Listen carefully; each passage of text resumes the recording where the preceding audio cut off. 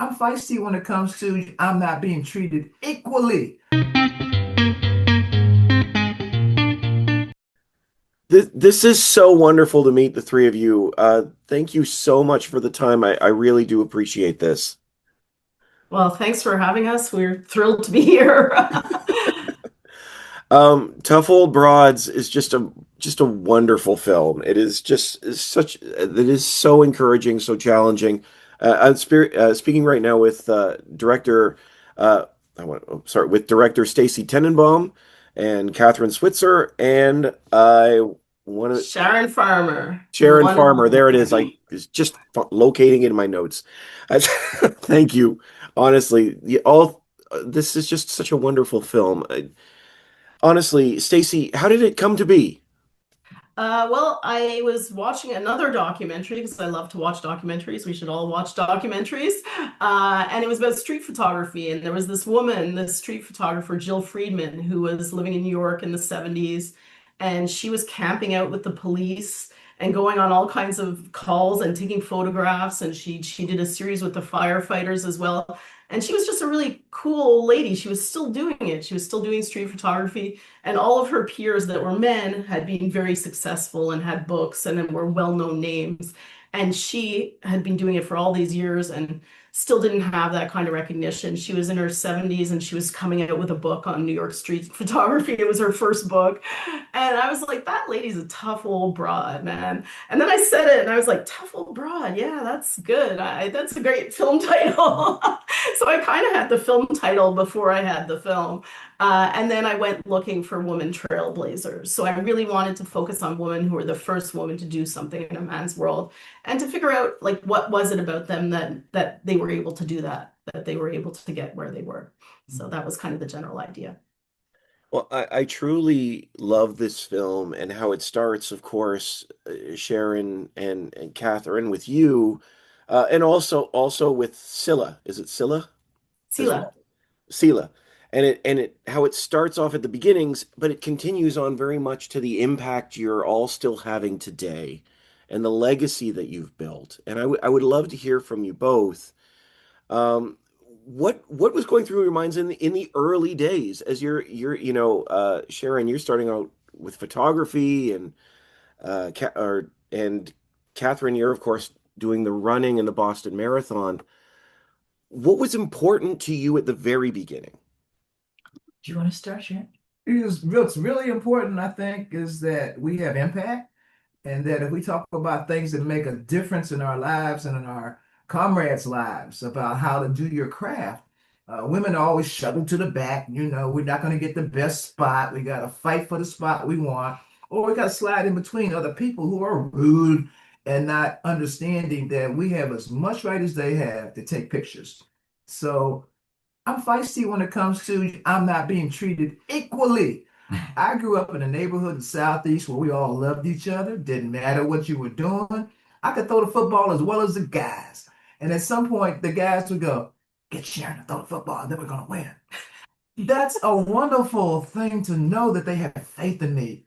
And because all of us were so tight, when you're good to each other, you're good to everybody. And we believe in equality. My parents were principals. They weren't messing around. They were like, you do your best. You're the quarterback. You do your best. It all worked out. Absolutely. Absolutely. Catherine, what about you? Yeah, well, in my case, it was slightly different, and that is that I was fighting against myth, and the myth was that if a woman participated in a sport, she would somehow turn into a man, grow hair on her chest, or her uterus would fall out if she ran. So my dad really, really encouraged me to run because I had this dream of at first when I was a girl of being a high school cheerleader because they were pretty and popular and they dated the captain of the football team. And he said, "Oh, honey, you don't want to cheer for other people. You want people to cheer for you." He said, "The game's on the field, not on the sidelines." And I said, "Well, Dad, come on, what am I supposed to do?" And he said, "Well, you're really lucky. Your school has, or in the high school you'll be going to, has something called a field hockey team. And I don't know what it is, but they run. And if you ran a mile a day, you'd be the best player on the team. And I said, but I've never even had a stick in my hand. And he said, didn't matter. He said, if you ran a mile a day, you'd be in really good shape and you could learn the skills quickly. And so I said, but I can't run a mile. And he said, of course you can run a mile. Come on, I'll show you how. And we went outside and took off. And he said, no, no, no, no, no. He said, I want you just to finish the job. It's not about going fast. It's about finishing the job. So I did my first mile and I said, Dad, I did it. I ran a mile. And he said, great, honey. Now you do it every day. And so from these lessons, I learned persistence and perseverance and you know, some days are easy and some days are impossible. But the biggest thing I learned is that I love to run and that I got lost in it. And sometimes, you know, the 7 laps I was supposed to do of our yard turned into like 12 laps because I lost count and I was lost in the empowering feeling, really, the transcendence of running. When I got to high school, I played a lot of sports, but I always ran a few miles afterwards. And so when I heard about the Boston Marathon, I said, okay, great, I've got to run that.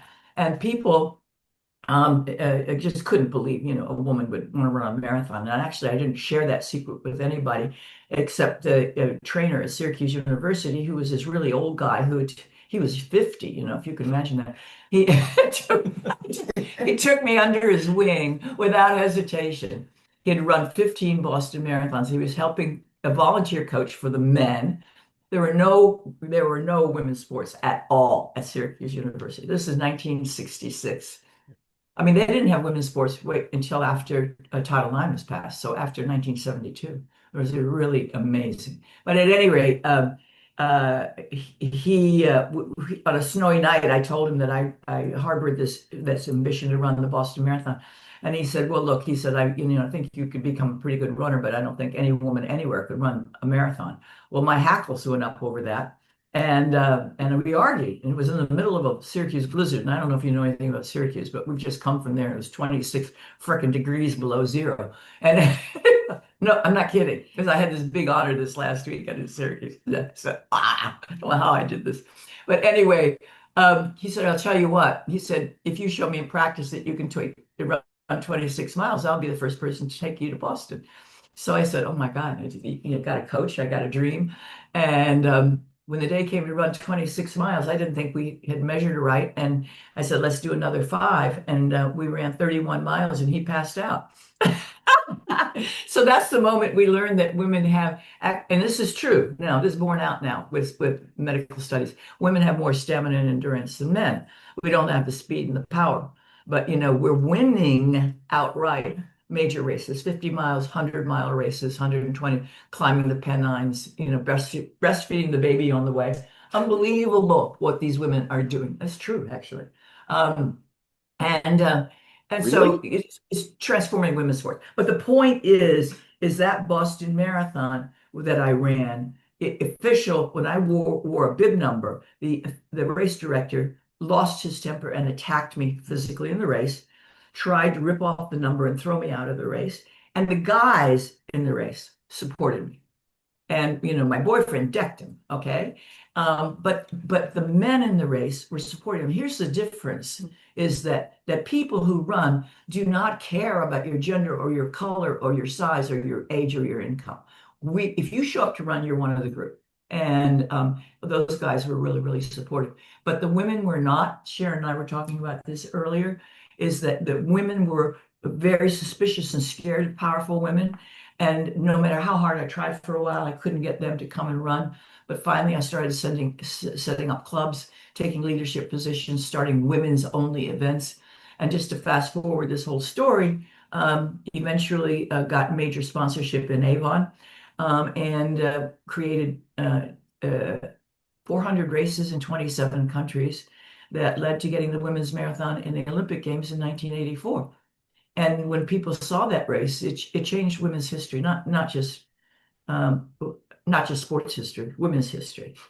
And because now they realize women really could do anything and deserve the opportunity. So yeah, it's been an amazing ride. But and I think Sharon and I share this. Yes, we do. Which is that we had to prove ourselves over and over and over again before we got accepted into the club. That's okay. I think every woman experiences that. We always have to prove ourselves over and over again. Not a problem. Just show me. Yeah. So even as old women, we're still out there, as Sharon said. I'm going to start imitating. They're fighting the good fight. The right thing along the Mhm. way and making the right decision. And actually, Sharon, at one point, you're talking about photography and and one of the things that I think one of the things you say in the film is that it freezes time. There's an aspect of photography that freezes a moment in time. And I was wondering, in your mind, how does like a photograph change the world by freezing time? Because that single shot alone by itself has the impact. Hmm. And the impact doesn't change no matter who sees it because that single shot alone by itself has the impact. Hmm. And the impact doesn't change no matter who sees it because the bottom line is this is successful and you've done the right thing. And if you encourage other women, other young people to come do the right thing, you're spreading the good joy of what a jelly bean is, okay? Yeah. And you know what? When people introduce me, say, Kathrine was the first woman to officially run the Boston Marathon. And they kind of go, no, no, no. And they say, oh, the photo with the guys attacking her. And it is that photo that was captured the moment the official attacked me. He did it in front of the press truck. And the photographers were all over it. And one, Harry Trask from the Boston Herald Traveler at the time, and he was a Pulitzer Prize winning photographer. He didn't win a Pulitzer for that, but he should have now. But everybody remembers that photo. And it's really amazing. They say, oh, come on, you know her. It was the photo. Yeah, Yeah. the photo changed your The photo life, I changed my think. life. The photo changed. Well, it also became a passport. Hmm. Yeah, also became a passport. Or not, that you just wouldn't expect to watching be that caught on scene camera. Actually, like, is so stunning because it unbelievably is one of those brash it's one of and those brazen moments that that I don't know it's if this is the it right way is to an say it or not, incredible that you moment just to wouldn't catch expect to be on caught on screen. camera. And Actually, like so Kathrine, I think at one point unbelievably later on in the film, you actually brash say and the most important brazen part of the story was to finish the that race. it is an incredible moment And I to would catch love to on hear from you, screen. but And all actually, three of you, why Kathrine, I think at what one is point later on in the film, you importance actually say the most of important part of the finishing story was the to finish the race? race. Okay, and I'll tell it briefly because I And I took would a love long to time hear to from tell you, the but all previous story. three of And you, that is that what is everybody the expected importance me to of quit finishing and the drop out. race? Okay, and I'll tell it briefly because I took a long time to tell the previous story. And that is that everybody expected me to quit and drop out because, as they would say in the time, oh, we've given women the opportunity, but they can't do it anyway. But of course, they tie your hands when they give you the opportunity. And so, for instance, well, we're offering you a job as a lawyer, but you're competing against somebody who's got a degree from Harvard when you're not allowed to apply to Harvard, right? So how can you possibly compete? You have a law degree from community college. You're not going to get the job if they got a degree from Harvard. So they would tell me I couldn't run because it was illegal because my uterus might fall out, and they had to protect me against myself. Um, so I had to prove that I could finish the race, and that's what changed history because nobody believed women could actually do something like that. So there you go. And I think the whole film, everyone in this film, like the thing that makes the tough little broad is persistence. Yes. It's finishing the race. And that's the big message from the film is that, activism is not just a day or a week. It's a life's work. And Lifelong yeah, commitment. yeah. And we're not going in one direction. Like there's a lot of backsliding that's happening right now. Absolutely. And so you have to push through that and you have to keep going forward. And I mean, I don't think this race is going to be finished anytime in our lifetime. Unfortunately. And what's diabolical about history, and women's history in particular, we make these leaps ahead, and then all of a sudden, back up, as if people are afraid of progress. Yeah. Hey, when we talk about persistence, I'd like to compliment you because she has worked like a dog for a long time on this film. 6 years. And never really ever lost a sense of the vision and never said no. So, I call her up and say, Stacey, I'm the official honorary starter of the Women's Olympics marathon in Paris. I just found out the super secret, but you got to get your butt to Paris. she gets her butt to Paris. I'll get my butt just about anywhere to do my job. So yeah, we're all very, I mean, I'm not that old yet, but I'm getting there. And I think like what I want people to do is have that tough old broad mindset and to want to become tough old broads and to pledge to become tough old broads as they age. And that just means like speaking your mind and taking up space and not taking no for an answer. And I don't know what else, ladies, but Guys are okay, but you can't tell us what we cannot do. Not possible. Don't want to hear it. And if I have to pull you aside and go, "What the hell is wrong with you?" I can do that with a grin and say, "You gotta stop that shit, okay?" Yeah. But you know what? Isn't it amazing? My dad in 1957 told me to go out and run a mile. See, You know, See? my dad was a big deal Army colonel. He was 6'5", and he was as masculine as they come. And he had the most incredible influence. And every parent has influence on their kids. I start every speech with that story about my dad because I want everybody in the room who is a parent or is going to be a parent, because most people are, say, listen, your influence on your kids this way is really, really important. and it's really about how we bring up our men too. Yeah. Because I think, women need men to be allies and to give us that chance and to, help us along the way. So I think that the film is also for men. Like people think, oh, it's just a woman's film, but I think it's a film for everyone just to see like what it takes to make a better world. There you go. And Yeah, that's there what you we're go. always a part of. Women help make this world better every day. You are all amazing. I genuinely am struck by both of you, Sharon and Kathrine, and of course Sela. But Stacey, one of the lines towards the end of the film and I can't remember who says it, but they mention the women that live on in me. And Oh, Sila. I thought it might have been Yeah. Sela. My question for you is, having spent so much time with Sela, Sharon, and Kathrine, how will these women live on in you? Oh my goodness. Well, first of all, I have two wonderful friends who I adore, really. But I think it is that persistence. It's that, like, that's what I take as inspiration from both of them is just that they never gave up. They never took no for an answer. They're still fighting after 40, 50, 60 years almost. They're still fighting the good fight.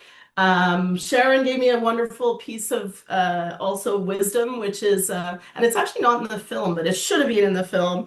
She doesn't waste her energy on people who don't deserve her energy. And that really stayed with me. It's like you don't have any time for fools. None, zero. I think that, we have to, especially in this time, because fighting is difficult and you have to figure out where you're going to spend your energy. And for me, for a lot of younger women, I think that's difficult to figure out and it takes a while to do that. Yeah. So I have never figured that out. I try to beat everybody into submission. My husband says you're a pathological optimist. I love that phrase. Pathological optimist is my phrase of the day now. I think that's wonderful. And that also helps describe this film. It is just a beautiful piece, and you are all wonderful. Thank you so much for the time to chat with you about it for Tough Old Broads, which is just fabulous. Thank you so much. Thanks so much. Wait, I wanted to let you know we're going to have a theatrical release across Canada because you're Canadian, right? Yes, absolutely. Yes. Okay, good. Where are you? I'm north of Toronto. Technically, it's Newmarket, but I'm just north of Toronto. No one knows where So Newmarket. we're aiming to have a theatrical release across Canada on International Women's Day weekend. Oh, that's great. So March 8th, all across cinemas in Canada. So do you know Ingrid Hamilton, the publicist? Yes, yes, Okay. I know Ingrid. Yes. We'll be reaching out to you, but definitely, hopefully you can help promote that because we really need to get people out into cinemas to see the film. Absolutely. That is wonderful. That's exciting. I didn't know that was happening, and I'm more excited now. That's so great. Thank you. Thanks so Honestly. much. Thank you for your support. Power to the men too. Yeah. Yeah. Have a great day, honestly. Thank you. Thanks so much.